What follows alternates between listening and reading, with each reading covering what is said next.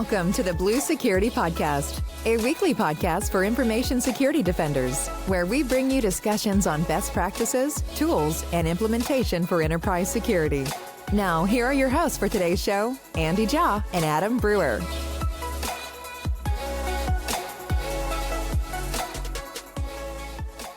Welcome to this week's episode of the Blue Security Podcast.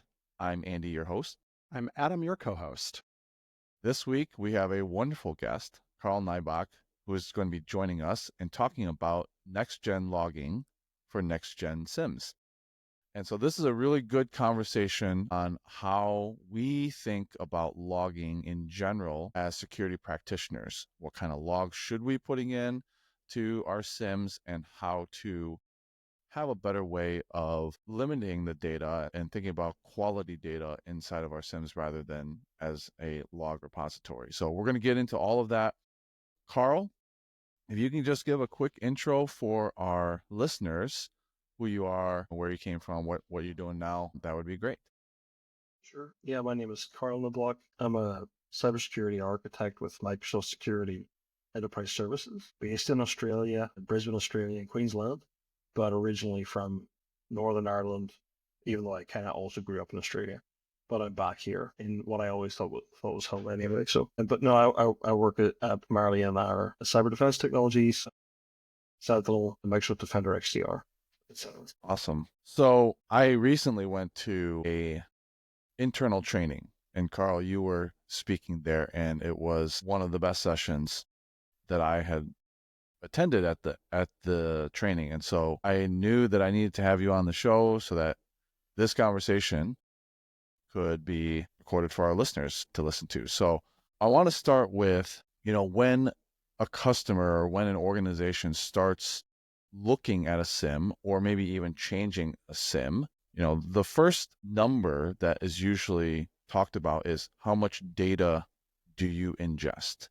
And that's given a number. And that's really how you started off, and you were talking about this. You get a number, and then that kind of dictates and scopes the entire conversation, but we never really dive into like where that number came from. So how do organizations really look at how much data they need, and what's a better way of looking at that? Andy, before we get into that, Karl, I hate to jump in here. Should we do the disclaimer real quick? Yeah, absolutely. Let's do that. So, hey, because Karl also works for Microsoft, in addition to Andy and I, it's just worth mentioning, we are doing this show on our own time and on our own dime. It's the middle of the night where Karl's joining us in Brisbane, across the world, and it's Sunday morning here in the United States for Andy and I. So certainly all of us are carving time out of our personal lives to do the show. It is not funded by Microsoft, nor does Microsoft have editorial control over the show. But of course, we all want to stay in good graces of our employer who signs our paychecks. And we think our listeners should just be aware that we do all work for Microsoft, although this show is an independent work that's done out of work time. So with that said, now back to that question around ingest and customers starting with a number and everything Andy just said. Maybe I'll kind of riff a little bit, and like I'll say this. The typical beginning of a conversation is about SIEM migration or SIEM migration, right? And even that word, I'll isolate the word migration as an immigrant, right? Mm-hmm. What does it mean to migrate? And I think we do a disservice to what we're referring to in that process when we say migration. And I think that's the first place where we start to go a little bit wrong. So I've kind of internally coined the phrase in Microsoft of SIEM transition, because it's a process whereby operations move from platform to platform, and content may or may not be migrated. Content has a profound relationship then with the data that is fed to that SIEM. That relationship is determined by the value of the logging and the purpose that it has inside that platform, as that platform uses that data inside an information model. One of the quirks of modern SIEMs is that we are in this period of evolution where stuff's coming off premises. A lot of organizations are trying to shift their security operations into more cloud-native technologies, and that includes the SIEM. And a lot of SIEM vendors are moving in that direction, Microsoft included. But if we take a look across the SIEM market, Logarithm, ArcSight, Secure, Onyx, Splunk, and all the rest, QRadar, et cetera, right? The entire SIEM market is being determined by, let's say, a particular approach to logging, and that approach was log everything. Mm-hmm. Because if you think about the technology that this was originally based on, it was a analytics platform, mostly with on-premises storage and on-premises compute. And so your constraints were the hardware that you were using and the licensing then that was attached to the structure of that hardware, particularly for SIEM vendors like Splunk. It was very attractive to be able to just put everything in one place. Considerations about the burden on that technology and the burden on the hardware were often put to one side in the favor of just log everything and hope that we can run analytics in a performant way, right? And that kind of led to this industry-wide let's say pan-industry. It crossed every organizational boundary, crossed organizations of every kind of size, of just log everything. That the safest way was just log as much as you possibly can, and if in doubt, log more.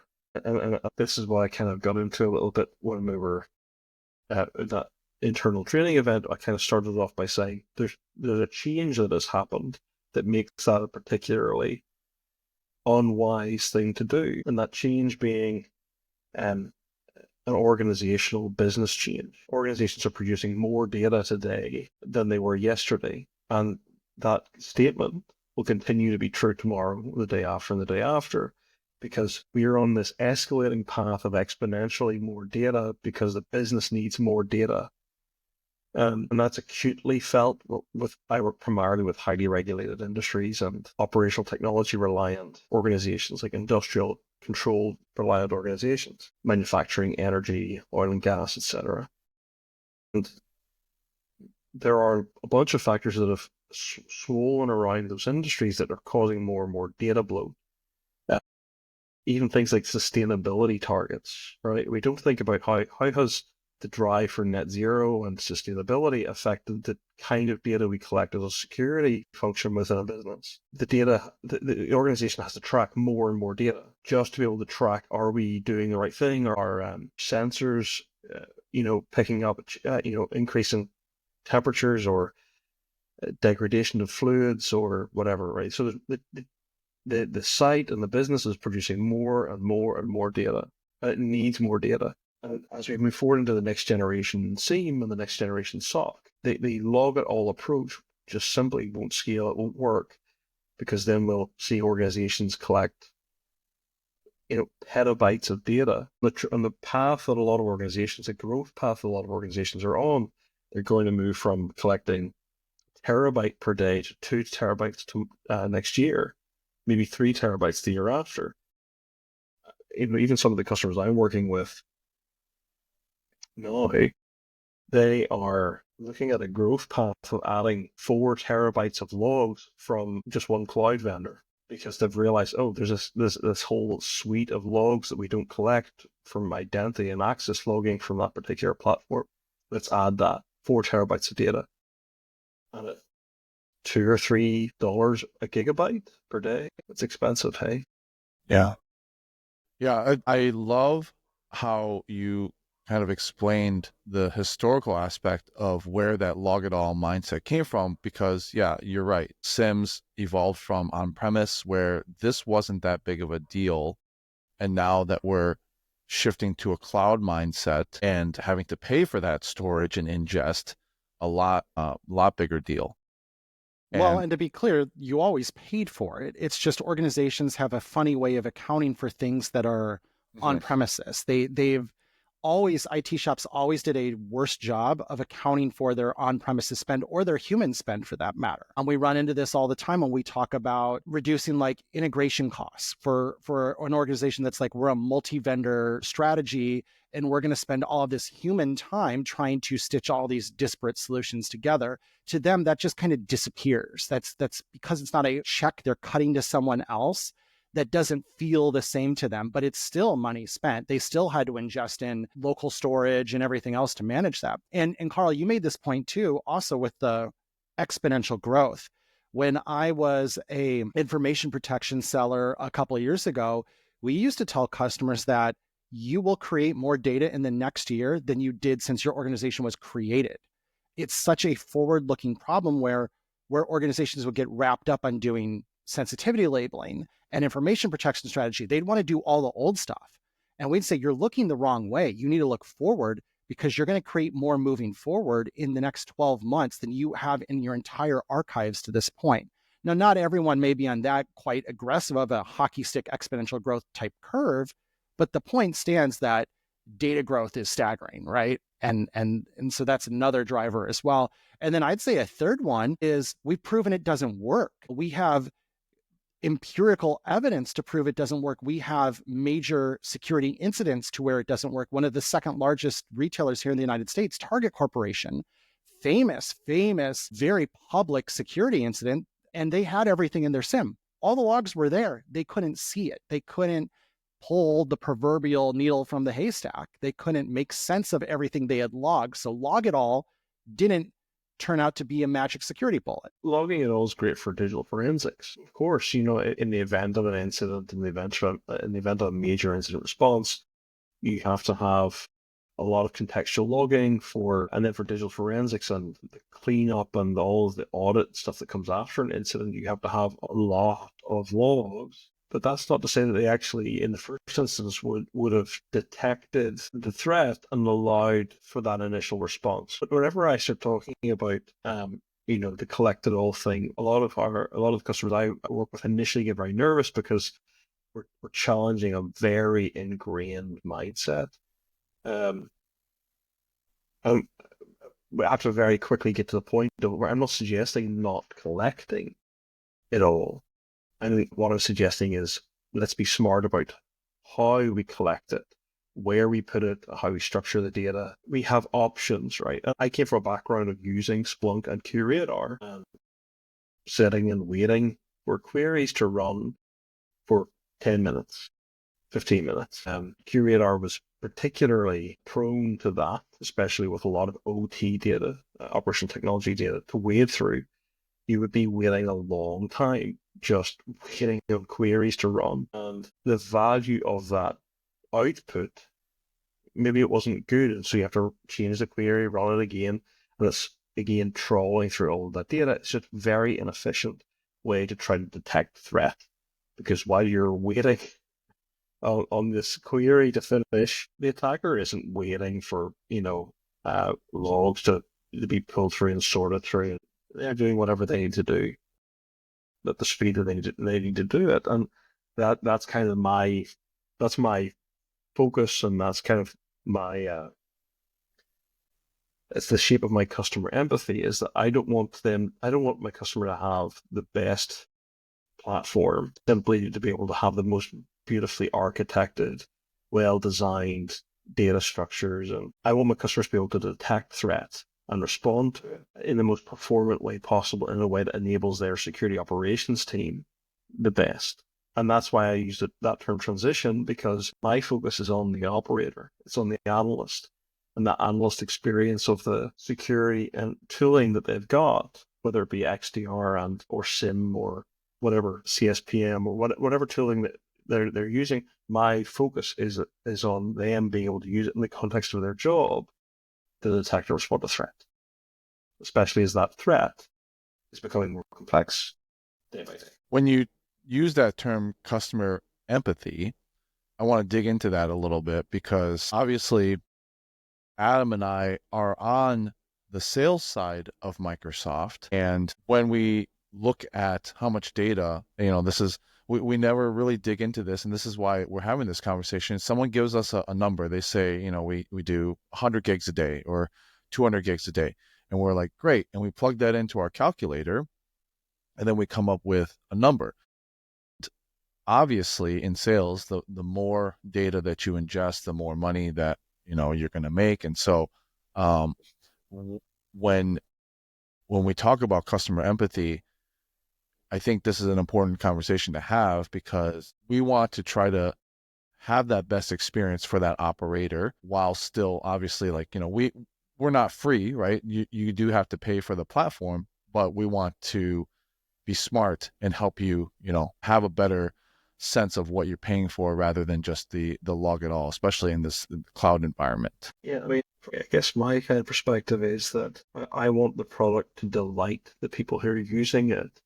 And if it's doing that, then that is a product that has earned its place, especially in the security organization of the modern enterprise. Some CISOs, well, we know that some CISOs are responsible for up to 120 individual security tools within their organization of all shapes and sizes, right? Whether it be a SIEM, XDR, it could be things like identity protection, detection, monitoring, etc. Right? There's a broad spectrum of tooling within the organization. And I think that every single tool needs to earn its place. And if a tool has earned its place, then it's worth paying for. Mm-hmm. And it's interesting, actually. So I like to quantify, especially around the whole issue of the SIEM and the data collection and logging and monitoring strategy. I like to talk about cost of detection. As you say, maybe one of the first conversations that an organization may have with a SIEM vendor will be the SIEM vendor asking, how much is your current platform taking? Let's say, for instance, that's 4 terabytes per day. And that's a fairly average number for a medium to large size enterprise. The temptation is just to say, okay, well, you're doing 4 terabytes a day into Splunk or Curate or ArcSight or Securonix or whatever, and say, okay, well, I'm going to just bring all of that blindly into my SIEM, and I'll deal with the volume of that data by inserting one of these technologies that promises to magically fix that problem. And there's a lot of these technologies, these kind of security data lake and security data hygiene technologies that promise a kind of black box fix to that data bloat security data lake problem. For me, the solution is bringing it back to the issue of what is it you're trying to detect. And so I start talking about use cases. And by use cases, I don't mean detection rules. In the context of Splunk, for example, that uses this term of use case where it means detection rule or an analytical rule on that data. Use case for me is an end-to-end detection scenario. It's basically a threat model of a particular kind of detection, response, and automation and observability process for that organization. And then we use those use cases to look at the data again and say, oh, okay, you're taking in, out of that 4 terabytes, you're taking in 0.5 terabytes of firewall logs and VPC flow logs and NSG logs. And bring it back to that point about cost of detection. You've got, in the same platform, you have alerts from CrowdStrike and Defender. You have alerts from some next generation firewall that's producing actual security detections and intrusion prevention detection kind of alerts. There's actual valuable alerts with evidence and context.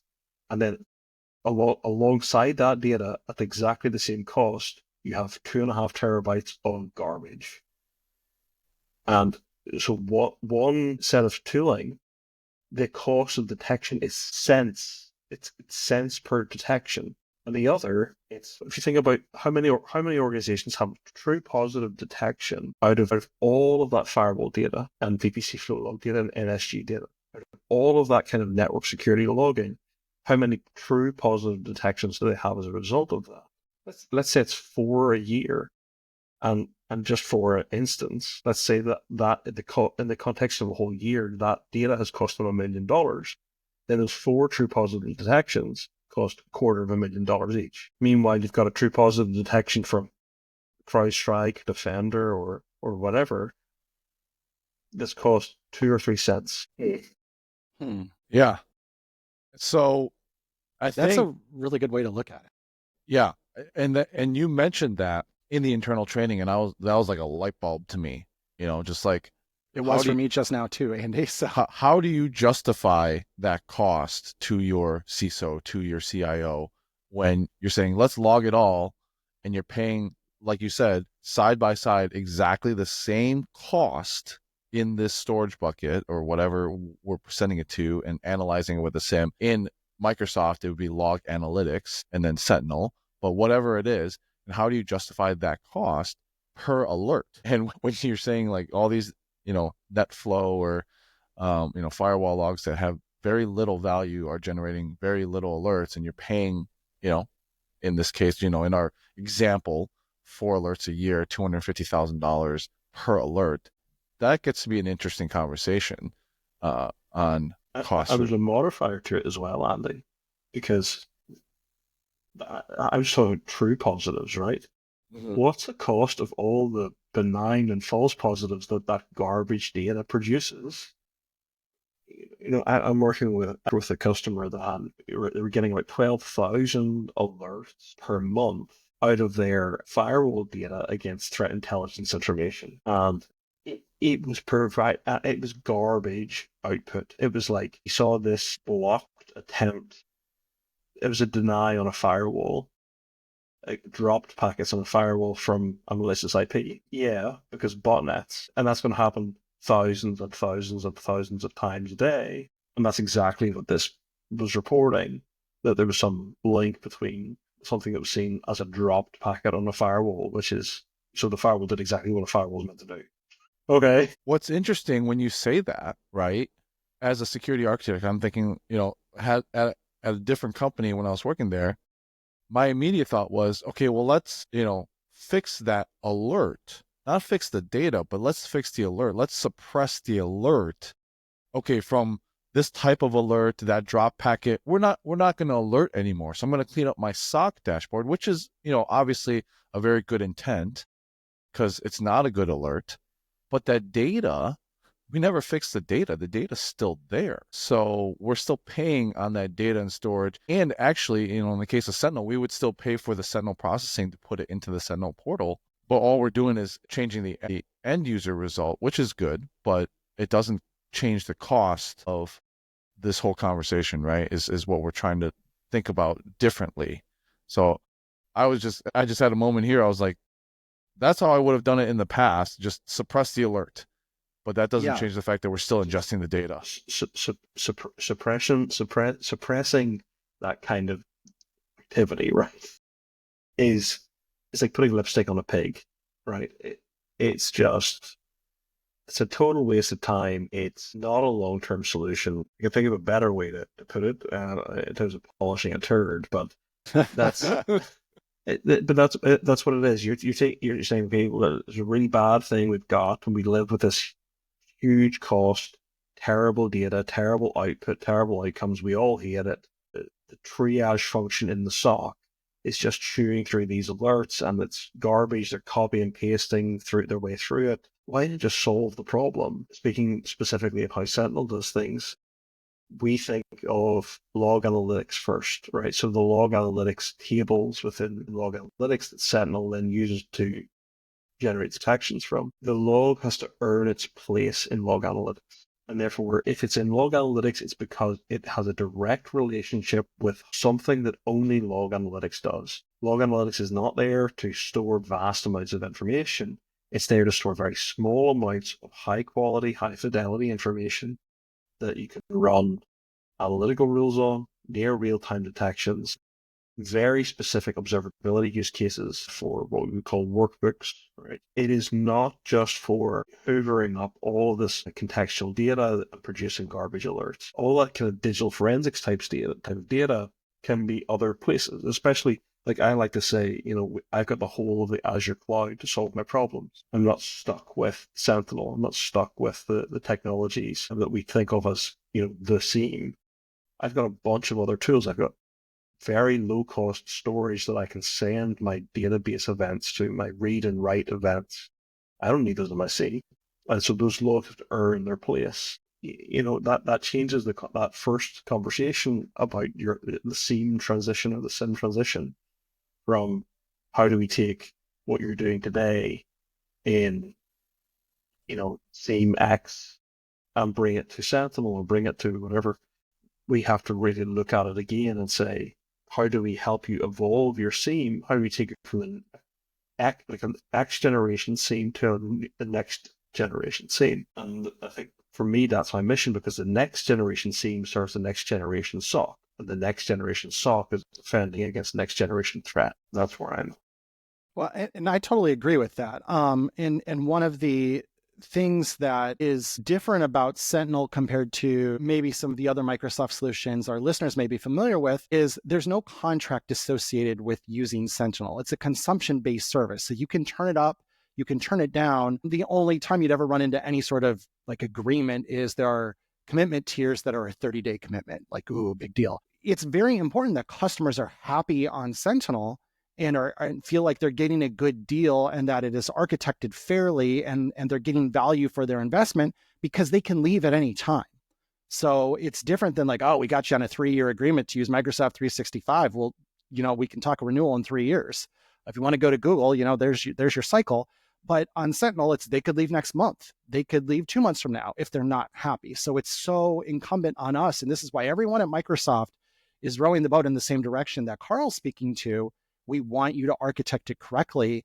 And that takes some time to sit down and reevaluate your assumptions and look at how you're doing it. We are all very invested in that because we understand, going back to that customer empathy, you have a choice and you could leave at any time because there's no contractual commitment to stay. And so we have to earn your business. We have to earn that relationship every single day. And then that starts with architecting it correctly. And that starts with not just taking everything and throwing it in analytics logs. Yeah. So, Karl, I know that we can't really show anything, but we can talk through this because you had a great diagram, little pyramid of, when we talk about what is a quality log versus what's not. And you had some good examples, but like, at the pinnacle where we're ingesting that smaller amount of extremely good quality security data into a SIEM. And then, there's that dividing line where you're kind of like, okay. And so I would like you to just talk through maybe what your thoughts are on, that hierarchy and where that kind of dividing line might be, where maybe it could fall into that log analytics tier, into that analytical tier of we're going to run some rules on this, some detection rules versus like, this is just pure, maybe forensic purposes. This is something that you would not send to a tier that would be the same, like you said, the VPC flow log, net flow logs, stuff like that. So if you can just talk through that, I think that would be really helpful for our listeners. Sure, yeah. A customer of mine recently called this Karl's pyramid scheme. And that kind of stuck with me. But yeah, this was this literal pyramid, a diagram that I created, and it's very simple, straightforward structure. It originally was rings of data, and then a colleague actually doing a similar role to yourselves in Australia said, "Hey, this would be better as a triangle." It was a pyramid, and it makes sense, right? So basically, at the top of the pyramid, that's the smallest component, smallest part. It's where the smallest blocks are, and then as you come down the pyramid, it gets bigger. Straightforward. The idea being at the very top of this pyramid, you have this, across the pyramid, you've got the scale of data. On the very top of the pyramid, you've got what I call apex security logs. And so that's logging that's coming directly from a system or process that creates security detections. So that's your EDR, your NDR, actual security eventing being created by a system that looks at its own logs, like an XDR or EDR, right? It generates the detections based on that telemetry, and then it's sending an alert with evidence and context to the SIEM. So if you think of your CrowdStrike alerts, Defender alerts, etc., those are very high quality signals, very high fidelity, tend to be lower true positive, particularly if it's been tuned, particularly if policies have been refined, looking at BLP. The key offender in that area of producing benign and false positives. But when those systems are well tuned and well refined, they put out very strong signals to the SOC that this security operations function can operate on, right? And then as you come down the pyramid, basically you've got what I call layer 1. Then you've got layer 2, layer 3, layer 4, layer 5, and layer 6. Layer 1 sitting under the apex then are security system contextual alerts. Think about your Windows security events or Windows events that have a security context. So it's direct system logging that indicates an event that has some kind of security premise, right? How customers argue, hey, is that not a firewall log? A firewall not a security event? No. It's a firewall is I'm going to get someone so much trouble with all the firewall people. Firewall was a great marketing scheme because what we really mean is network traffic manager, right? It's basically a set of traffic lights. If you think about it as a set of traffic lights, is it reporting offenses? No, it's managing traffic. This go, that go, whatever. And then It's you've not got a red light another camera. Exactly. Is a red light camera is the one that produces a detection, if you like, or a breakage of the rules. Mm-hmm. And so you can have from let's say, Palo Alto PAN-OS, right? That may produce a detection, like an intrusion detection alert. That's a tier 1 log or a layer 1 log, but HTTP logs or SAR logs, not, right? And this is the biggest disruptor in this is that one data source can have within it many different layers of fidelity of data. So you can have a firewall data as a data source, but that doesn't all have to go to the one place. We've got technologies that can break up that logging and parse it and send it to different places, namely data collection rules in the context of Azure, right? So we can evaluate the value of that data and send it to different places. And so we can pick out that tier 1 or layer 1 type log, that security event from that data source, that data stream, and put it where we want it to go in terms of the scene. Under that, you've got the likes of layer 2 logs, which are non-security system security alerts, or security events. So if you think about a system that is not like a firewall, or it's not an actual security product or security product adjacent kind of product producing an alert, it could be an identity and access management log from servers, for example. It could be some piece of information from a SCADA system or DCS system in the OT site. So it's indicating something of a security value from a non-security system. And then layer 3 is where it gets really interesting. Layer 3 is what I call use case-based logging. So that's where you rule it into the SIEM or out of the SIEM, but not necessarily out of the security logging and monitoring architecture. So you may rule it to go to Sentinel, or you may rule it to go to storage or Azure Data Explorer or auxiliary logs in log analytics, for example. And we've got these choices in the context of Azure, and it's the same in any other platform. Let's say you want to send that to an S3 bucket in AWS, you can do that. We look at layer 3, which is like audit events and activity, general activity, and we make the decision on, is this log something we want to have in the SIEM operating on the highest cost platform based on its ability to contribute to an end-to-end scenario. If you think of the flow of data through an organization, let's say from identity to endpoint all the way through to applications, infrastructure, and data on the right side, and it's flowing through policy and it's flowing through network. If in the context of that flow, there is something to actually detect from an activity log or an audit log or an application log in that flow that actually generates a contextual detection, rule it in. If it doesn't, rule it out. And then layer 4 and layer 5,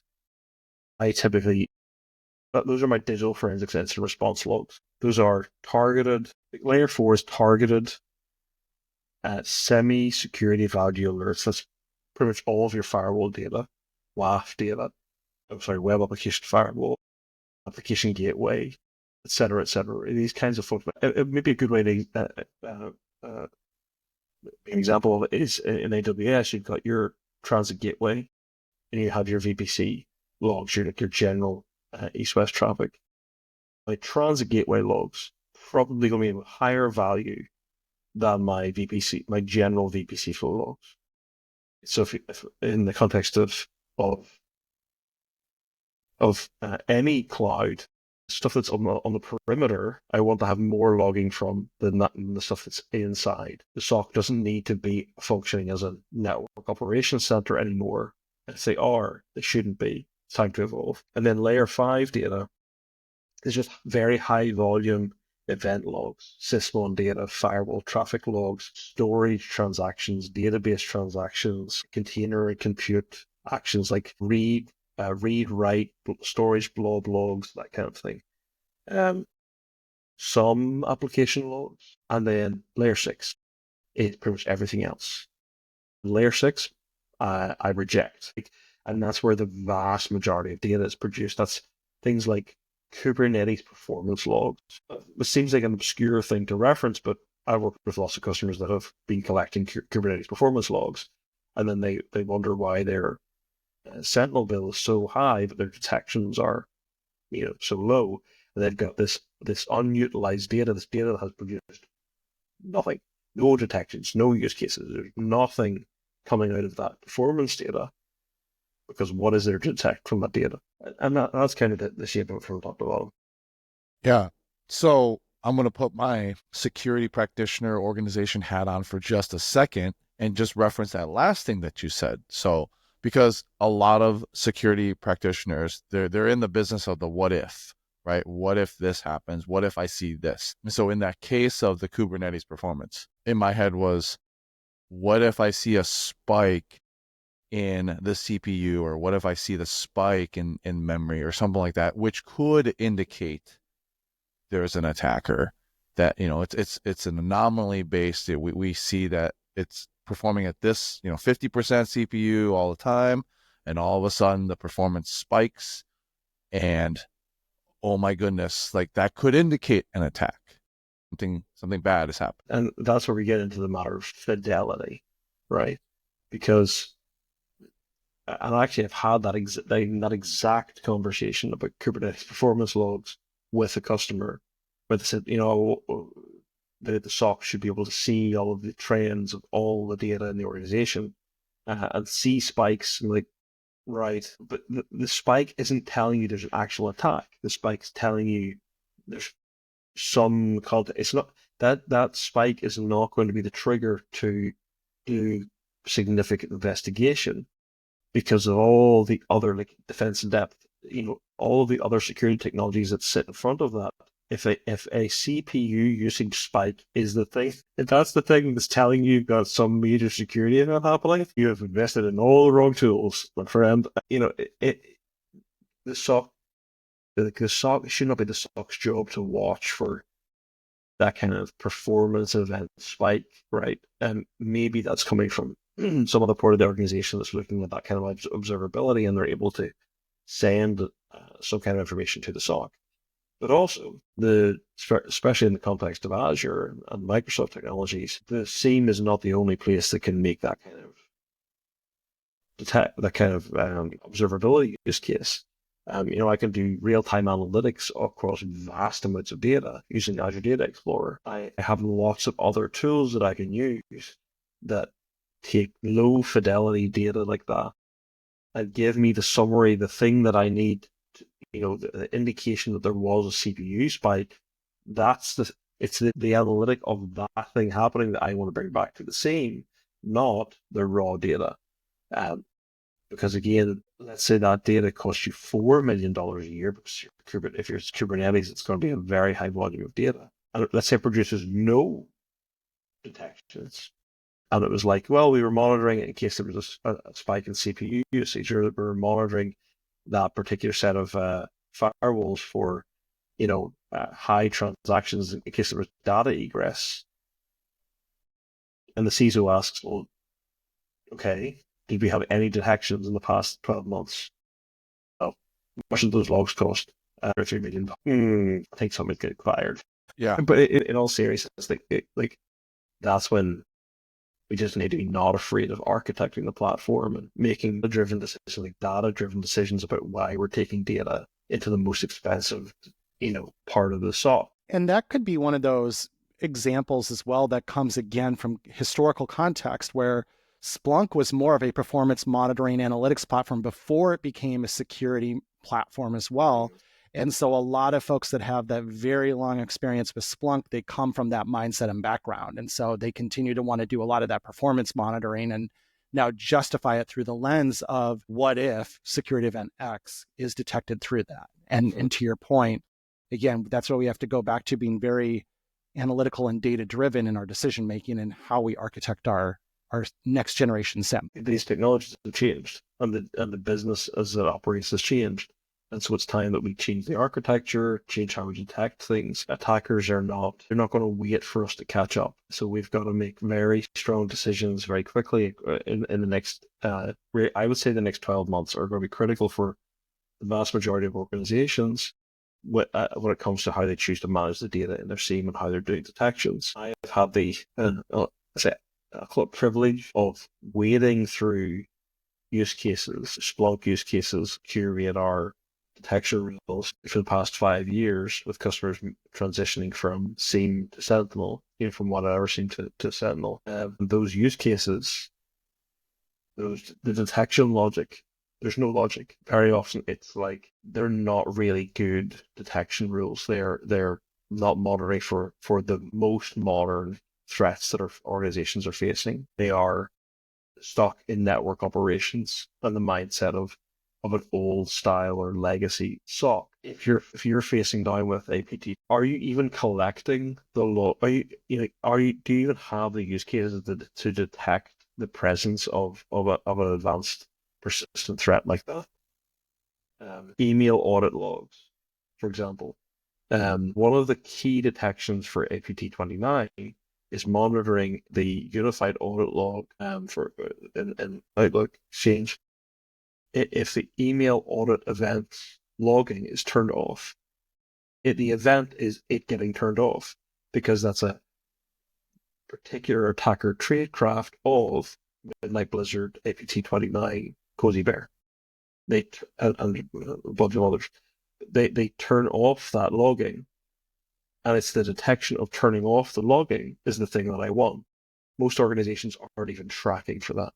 And meanwhile, they're collecting a bunch of hot garbage coming out of their firewalls and APC flow logs and database logs. So I think this is a good segue into how can we maximize logging? Now, specifically, obviously we're experts on Microsoft technology, Sentinel. And so, Sentinel has a lot of flexibility. Like you said, you have the whole of Azure to solve your problem for this next gen logging. How do we think about maximizing your investment with Sentinel and different ways of sending that data source? And I think, based on your pyramid, the very first decision is, should we log it at all or should we not log it? I think that's really the first thing. Should we even send it to a storage anywhere to log it? And should we not? And then from there are other tools like transformations on that data, which can, essentially, and maybe you can explain this better. I think you had like a meal analogy, which I really enjoyed when we talked about it in the pre-show, but you're transforming that data at the time of ingest before it gets to the storage. So you can discard some of what you're ingesting and only taking in the good parts of it. That's a 50,000 foot level of it. And then also we have different tiers of logs that you mentioned, auxiliary logs and, basic logs, and then the log analytic tier, the analytics rules. And then data explorer. So there's a bunch of these tools that we can use. And if you want to start with the meal analogy, then maybe, talk about a way to think about how this could be architected in a good way. Sure. So I guess there's two parts to that meal analogy, and the first being, is it even something worth consuming? Is it food? Mm-hmm. It's as simple as that. Is it food, or is it garbage, or is it a rock? Is it something that's just totally useless? And when you're desperate, you might eat garbage, right? But you prioritize.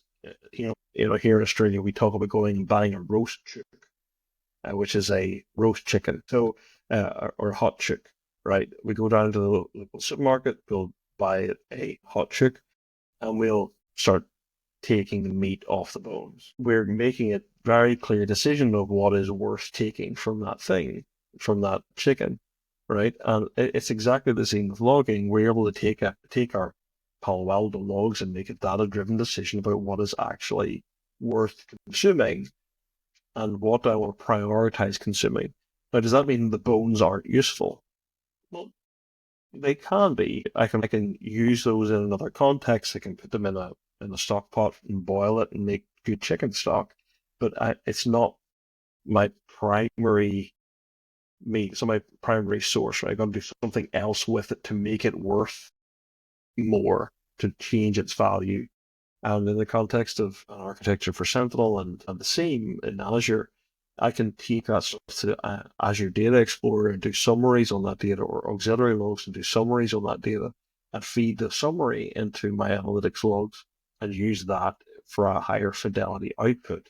So I can boil my bones and get the chicken stock, if you like, of my Palo Alto logs. So I can take 10,000 events, or 100,000 events, or 1,000,000 events, and turn that into a summary of a time period. How many times in a given day, or in a given, let's say, 6-hour period, did any critical infrastructure server contact a malicious IP, or a malicious IP contact it? I can produce that summary and bring that summary to Sentinel, and that's much more useful. And the other part is the meal analogy. What is ready to eat? Right? And then what do I have in the refrigerator? What do I have in the cupboard? What do I have in deep freeze? How much effort is it to use those things? If I have my ready to eat stuff, right? I have my pre-prepared meals. So I've got all my security alerts. They're telling me something. They've got evidence and context, right? They're ready to consume, and they're in my analytical tables, ready to consume at any moment. And then I've got stuff that I've got to work on, that kind of summary data. It's a little bit cooler. It's in the cupboard, or it's in the pantry, and it's ready. It's going to take some effort to work with, to make it worth something, and warm it up and make it into a meal. And then all the way through to the stuff that I've got in deep freeze. It's in cold storage. It's in blobs or S3 buckets. I don't need it day to day. It is operationally complex to use it. But I can keep it on deep freeze. If I need it, it's there. I've got a huge chest freezer full of food that if I need it, I can access it. I can warm it up. I can make it valuable again. But there's an operational expenditure, operational effort expenditure just to be able to use it. Right? But the upside is that it hasn't gone rotten. I haven't brought that data, and it's like I used to say to customers, don't make Sentinel your log graveyard. If your logs are going there and they're dead, don't expect miracles. You're not going to get value out of those logs because they're goosed anyway. You don't want to just be sending all this kind of logging to go for no use. Behind that kind of pyramid, there's an alignment against an architecture. We have a bunch of tools in the context of Azure where we get to make data-driven decisions about where we send data. Data collection rules can be applied to pretty much all data that comes into Azure or comes from Azure. And those data collection rules apply to a direct relationship with log analytics, but they also allow us to send data based on transformation rules to other places. And the really clever thing about data collection rules is that we get to do like inline work with that data, like line by line, row by row of the data, rather than trying to parse and manipulate a whole data set from across a period of time. Each and every log can be worked with individually. So we can say, okay, here's my Pan OS logs. I've got my HTTP logs and I've got my alerts. Okay, everything that's an alert, according to the schema, that goes to Sentinel. Everything that's an HTTP log, or if you go to storage, or if you go to Azure Data Explorer, into that sort of lake layer over there, I want my warm assets, my ready-to-eat, high-value nutrition from my SIEM. I want it in log analytics. And so I get to make that multifurcation is the term that I used for it, because bifurcation was too boring and it is just two options, right? I can multifurcate the data, break that data up and put it where I need. Yeah, and I think something that, again, lit a light bulb in me when you talked about it at the internal training is that if you send all this garbage to log analytics at some point when you're querying, like you talked about the experience with QRadar and Splunk, but it's the same with log analytics, because you have to parse through all this, garbage data to get the stuff that you want. These queries will take longer, and eventually at some tier, right? You said that the queries just fail. Like it's just like magical tier somewhere where you have so much data in log analytics that you're trying to do a query and it just says nope, can't do it. And so especially if log analytics is trying to use uh, functions, like if it's trying to refer to functions and it's having to parse data in the function, or maybe multiple functions, and then try to feed that into the query that you're doing. If it's trying to do all the parsing when the data's there in log analytics, it's just too much stress on the platform. Log analytics is fundamentally a SaaS product built on top of Azure Data Explorer technology, right? So there are clusters of compute and storage underneath all of that. It's not magic. And like any technical product based on compute and storage, it can break if you use it the wrong way. It requires good data management practices. Problem with that is that I don't want my SOC to have to worry about data management day to day. Like, it shouldn't be part of the analyst role to be the most expert database engineer and data engineer possible. They need to be professionally a cybersecurity professional. They need to be a threat detection expert, a security analyst, not a data analyst. Yeah, and so when we're thinking about that empathy and thinking about that security operator and what their experience is like, we don't want them to have to sit for 10 minutes for a query. We don't want to have them worry about, why isn't this working? We want them to be able to look for what they're wanting to look for and it appear in a high fidelity way and quickly. And, when we talk about Azure Data Explorer and versus log analytics, these are terms of the Microsoft platform that are different ways of storing data, and by such, they're different costs, which is really important.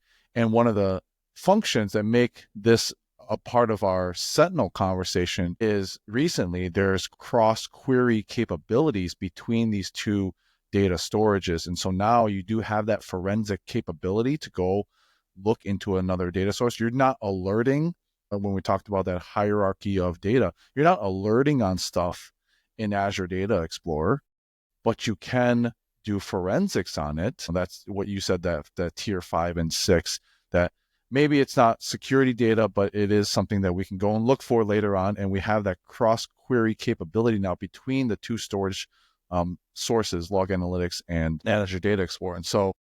And that transformation, I think, is really important, because that, again, is a novel concept. I don't know. Do you know if that capability of, at the time of ingest, being able to send tables, like specific tables, to different sources exists in other competitors or, other architectures that are out there? Or is that like something that's fairly unique to Azure? It exists, but in different ways, in different forms. And I would say usually, you're buying a product like Cribble to be able to do some of that export, transform, load kind of operation, ETL management. You're having to rely on a spectrum of capability to be able to end up with that same output. It can be done, like, it's perfectly possible to be done, but you're using things like maybe Logstash or Apache NiFi. You can engineer a solution for it. But one of the things that I think is just really neat is that, Microsoft, as Microsoft, we have to take our own medicine, right? So a lot of the architecture and the things that we're even discussing now are products of an internal conversation at Microsoft based on how we detect and monitor for threat and how we respond to it, right? So in terms of the technologies that we have created to be able to serve our own internal function, we've now turned them into customer-facing technologies. It's like customers benefit from us being the second most attacked organization on the planet. And that's what I think is really cool. So data collection rules, the transformation capability within that is a direct sort of child of our internal learnings of how to manage enormous amounts of data and troll through it and hone that data.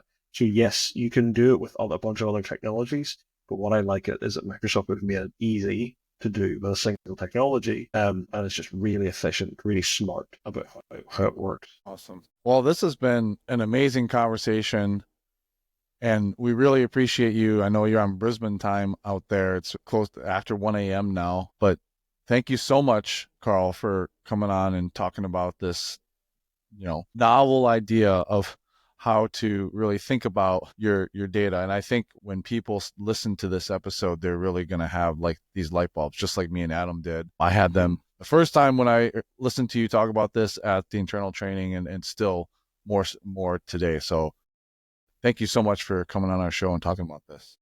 Yes, thanks, Karl. Thanks for having me on, guys. It's good to be able to kind of to talk about this outside of the normal context where I'm telling it, maybe directly telling a customer about it. It's good to have just a conversation about it in a more sort of even philosophical way. I appreciate it. You kind of give me the space, and especially, I hope your listeners benefit from it, but I've enjoyed having the conversation, especially with you guys. Outstanding. Well, that's our episode for this week. Thank you for listening and watching as always. Our contact information, along with Karl's, will be in the show notes. If you have any questions about the episode, or if you have some ideas for future episodes, please send us your emails. Thank you so much, and we'll talk to you guys next week. Thank you for listening to the Blue Security Podcast. Please check out the show notes, catch up on episodes you may have missed, and subscribe so you don't miss any future episodes. Find Andy on Twitter @AJaw0 and Adam @AJ Brewer. See you at our next episode.